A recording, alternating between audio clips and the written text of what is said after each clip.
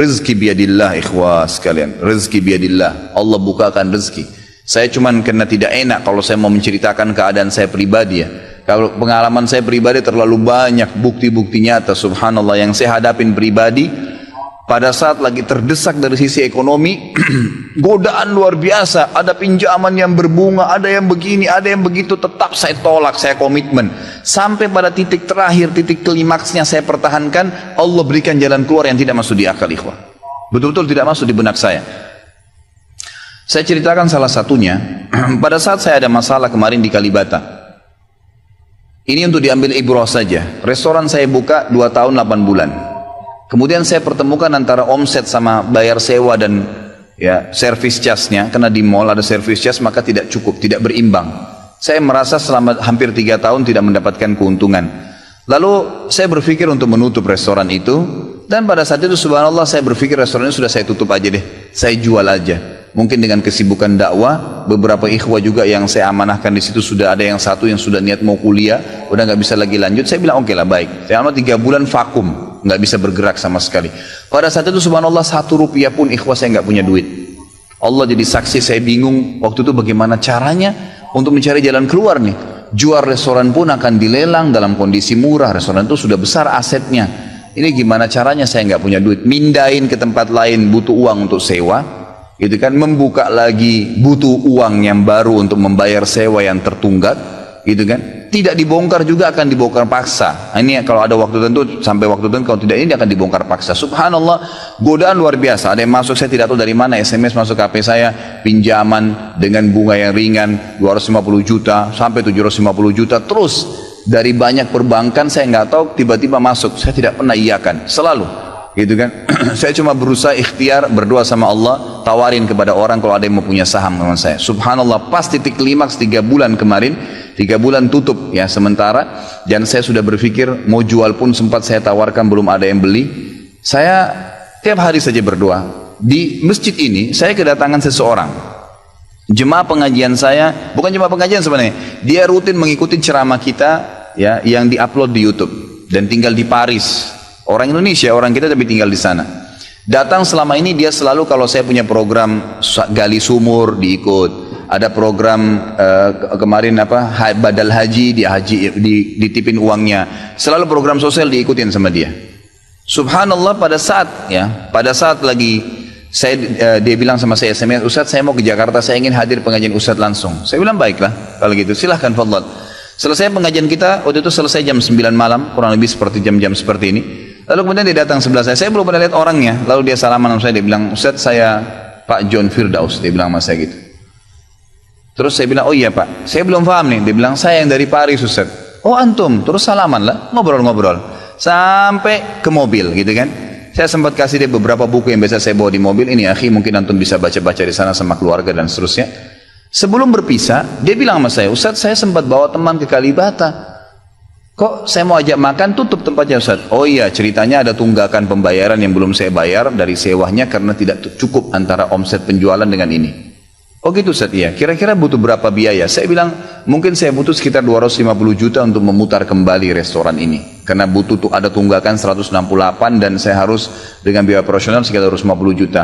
Rencananya memang saya mau buka saham kalau memang ada yang mau masuk. Dia bilang sama saya tiba-tiba ini cuma mau berpisah di sini di depan masjid ini, dia bilang sama saya, Ustadz kalau Ustadz bilang saya baru saja kemarin masukin anggaran dana saya 400 juta di satu perusahaan. Kalau saya tahu saya akan ikut sama Ustadz. Ya sudahlah akhi, qadarullah nggak apa-apa gitu kan. Tapi kalau emang Ustadz mau, saya coba pikirkan nanti saya pertimbangkan. Kira-kira berapa? Saya bilang saya akan buka saham 250 juta itu 10% dari omset antum akan ambil. Karena aset restoran sekarang 2,5 M. Baiklah, dia bilang sama saya gitu. Saya pulang ke Paris ini, hari Senin saya berangkat, saya bicara sama istri, saya langsung kasih berita ke Ustadz, lalu saya kasih. Baiklah saya bilang kalau begitu. Dia pulang, subhanallah, saya pikir ya sudahlah, ini mungkin dia mau pertimbangkan lagi. Malamnya, pada malam itu juga, dia tiba-tiba SMS ke saya, dia bilang, Ustadz setelah saya musyawarah sama istri, saya akan transfer ke Ustadz dengan jumlah 250 itu, supaya bisa bergulir dan saya siap mengambil 10%-nya. Gitu kan, saya syukur kepada Allah, alhamdulillah ada jalan keluar gitu. Subhanallah saya ke Kalibata, saya bicara besoknya sama GM-nya, saya ngobrol, ini gimana jalan keluar, saya sudah ada duitnya sekarang dan mau diputar. Oh udah nggak bisa Pak Khalid, ini kan sudah 3 bulan vakum, udah nggak bisa, harus Dibongkar, udah tutup, nggak bisa lagi. Kalau Pak Halid mau pindah tempat lain silakan, atau mau buka sini kembali harus ganti nama. Baiklah, saya coba kembali kepada Allah SWT lagi berdoa, ya Allah berikan petunjuk, ada apa sebenarnya ini, bagaimana jalan keluarnya. Hati saya subhanallah cenderung untuk keluar, gitu kan. Udahlah mungkin saatnya untuk keluar dari situ, karena memang selama ini ada teman-teman saya berikan masukan juga yang sering datang, akhi di sini parkiran susah, akhi di sini kadang-kadang tidak ditahu dan seterusnya, lebih baik kalau ente keluar.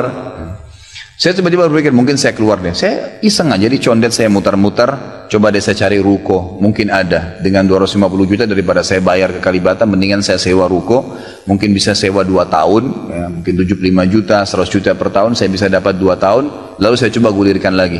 Dengan izin Allah, di depan rumah, di Jalan Raya Condet itu dekat rumah orang tua saya, ada satu ruko, 2 ruko disambung, 3 tingkat, dan ruko itu bekas travel haji umroh, gitu kan. Pas dipasang spanduknya disewa, dikontrakin, gitu kan. Saya langsung tanya, saya telepon, setelah saya tinjau beberapa lokasi, kemudian saya telepon. Dia bilang boleh, silakan Bapak lihat. Saya lihat ke dalam, cocok, alhamdulillah 3 lantai itu. Kemudian saya tanya sewanya, ternyata dananya juga mencukupin, gitu kan, dananya mencukupin. Lalu kemudian saya mulailah ya proses, saya bayar sewanya, kemudian saya juga proses pemindahan, dan insya Allah dalam waktu dekat akan dibuka. Tapi saya melihat dari pelajaran sini ikhwah, bahwasanya jalan keluar dari Allah itu ribuan, jutaan jalan keluarnya. Sabarin aja, nikmatin prosesnya. Setiap penawaran haram, tolak, jangan pernah mau. Dengan izin Allah akan ada jalan keluar. Tidak ada. Kata Nabi SAW, "Man taraka syai'an lillah abdalahu khairan min." Gitu kan? Jadi tidak ada sama sekali. Subhanallah, pada saat itu saya harus bayar sewa 225 juta. Uang sisa 250 juta pada saat itu. Terus kemudian saya sempat telepon ke akhi itu lagi, ya, Pak John, semoga Allah jaga beliau. Saya sempat telepon, kemudian saya katakan, akhi, kemarin antum bilang antum sempat masukin dana 450 di 400 di Jakarta itu. Bagaimana kalau antum tarik uang itu, kalau masih bisa, kita gabungin aja, saham kan per 250 juta itu ada 10%. Antum ambil aja 30% dari semua total omset penjualan nanti, tidak usah dengan 750, dengan 650 saja, gitu kan? Dia bilang kalau itu sudah nggak bisa Ustaz, tapi memang coba saya pertimbangkan deh. Saya akan coba hubungin teman-teman di Paris ini yang sudah biasa, yang kenal antum, gitu kan? Kalau yang kenal antum mungkin mereka bisa. Baiklah, fadhal.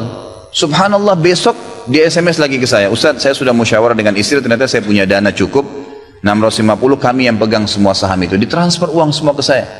Yang tadinya saya dari 1 rupiah tidak pegang duit, masuk uang 650 juta ikhwah, tidak masuk di akal, gitu.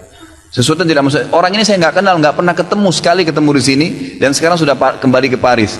Setiap kali saya bilang akadnya saya akan kirim, baru tadi saya kirim akadnya. Sudah nggak apa-apa Ustaz, saya percaya. Akhi, ini bisnis loh, bisa untung rugi. Sudah paham Ustaz. Orang lain aja banyak bisnis dia rugiin saya nggak takut, apalagi sama Ustaz. Sudah silakan. Alhamdulillah. Saya melihat Allah berikan jalan keluar yang sangat dimudahkan. Yang penting nikmatin prosesnya dan yakin kepada Allah SWT. Jangan takut. Jangan takut.